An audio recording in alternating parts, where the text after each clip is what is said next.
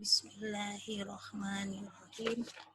Assalamualaikum warahmatullahi wabarakatuh. Apa kabar anak-anak soleh dan soleha?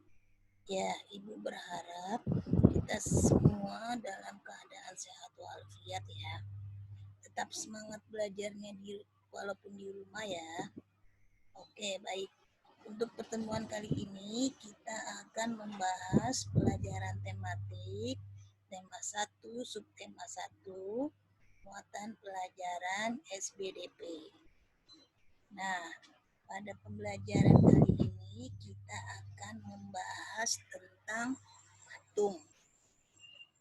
Tentu kalian sudah pernah melihat patung kan? Tapi apakah kalian tahu apa sih yang dimaksud dengan patung itu? Sekarang Ibu akan menerangkan apa sih patung itu, bagaimana teknik mengerjakannya. Ya. Nah, sebelumnya seperti biasa, Ibu akan memberikan materi pelajaran ini melalui channel YouTube ya. Nanti kalian lihat di YouTube Ibu, lalu jangan lupa like ya dan subscribe. Oke, sekarang kita mulai ya. Ini materi yang akan kita pelajari yaitu tentang patung. Apa saja sih yang akan kita pelajari dalam materi patung itu? Satu, ini akan kita pelajari tentang pengertian patung. Apa itu yang dimaksud dengan patung? Yang kedua, bentuknya. Berdasarkan bentuknya itu patung ada berapa sih? Berikutnya jenis dan fungsinya. Fungsinya untuk apa ya patung dibuat? Yang berikutnya teknik membuat patungnya. Bagaimana cara membuat patung supaya kelihatan indah. Nah, berikutnya ada evaluasi dan penugasan. Nanti evaluasi dan penugasan ini Ibu bagi dua. Evaluasi ini kamu kerjakan di buku tulis setelah materi selesai diterangkan. Sedangkan penugasan ini untuk minggu depan aja. Setelah kalian punya tugas semua, karena tugas ini adalah tugas cara membuat patung yang caranya sudah diterangkan di dalam buku tematik. Jadi nanti setelah kalian punya buku semua, baru kalian mengerjakan penugasan ini ya. Oke, baik, sekarang kita lanjut ke pengertian dari patung. Patung adalah karya seni 3 dimensi. Kenapa disebut 3 dimensi? Karena dia memiliki panjang, lebar, dan tinggi, serta dapat dilihat dari segala arah. Kamu mau lihat dari arah samping, kanan kiri, belakang depan, atas bawah, itu bentuk patung itu terlihat. Patung dapat berupa tiruan manusia, hewan, bahkan tumbuhan.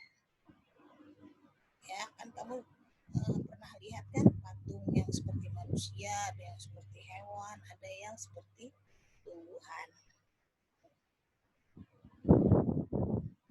Berdasarkan bentuknya, patung itu dibagi menjadi dua jenis. Ada patung figuratif.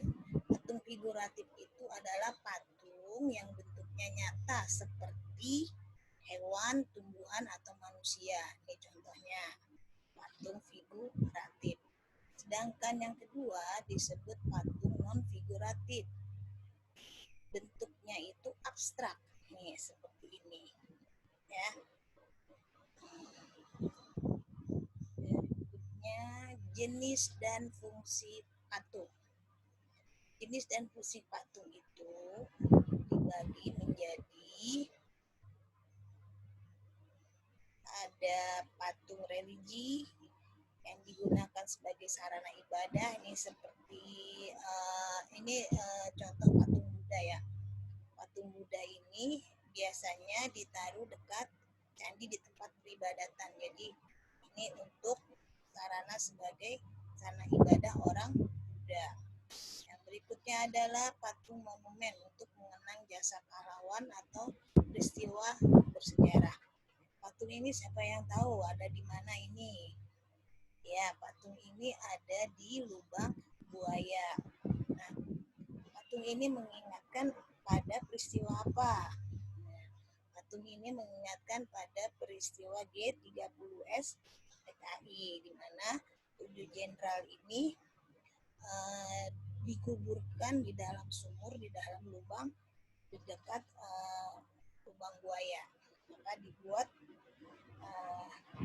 patung ini yang mengingatkan kita tentang peristiwa bersejarah tentang G30S PKI. Yang berikutnya, patung arsitektur sebagai pelengkap konstruksi bangunan. Ini kan bangunan candi nih, Candi Borobudur.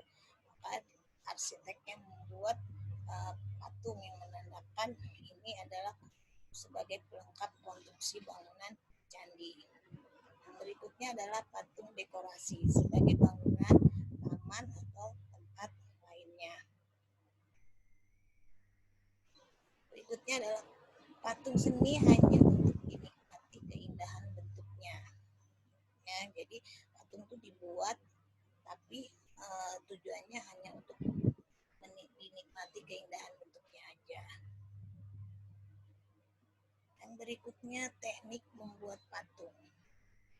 Teknik membuat patung itu ada beberapa cara. Satu, misalnya dipahat.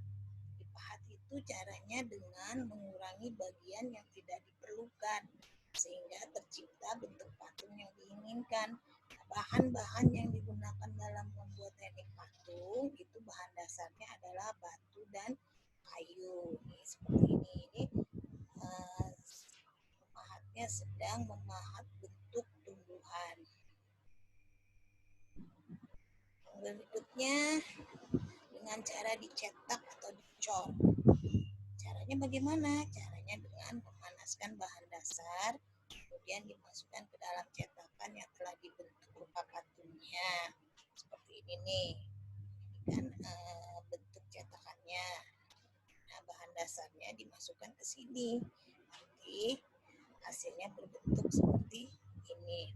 Nah, bahan dasarnya yang dipakai itu tanah liat, plastisin, atau GIF.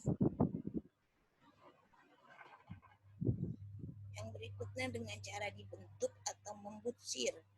Caranya yaitu dengan membentuk patung secara bertahap dengan menggunakan perasaan saat membentuknya.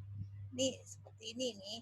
Ini dia mau membuat sebuah gerabah yaitu kendi.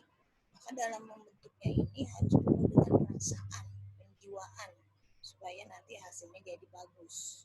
Ya. Nah, pembelajaran tentang patung sampai di sini dulu ya. Nah, siapa yang tidak mengerti, kalian boleh mengajukan pertanyaan di komentar di channel YouTube Ibu ya. Nah, sekarang kalian boleh menyelesaikan evaluasi yang Ibu berikan ini. Ditulis di buku tulis ya, di buku catatan yang bawahnya ada tulis latihan. Ya. Nah, tugas yang ini seperti tadi Ibu bilang, ini nanti minggu depan setelah kalian punya bukunya semua. Ya. Sudah jelas? Oke. Ibu cukupkan dulu ya materi pelajaran SPDP tentang patung pada hari ini.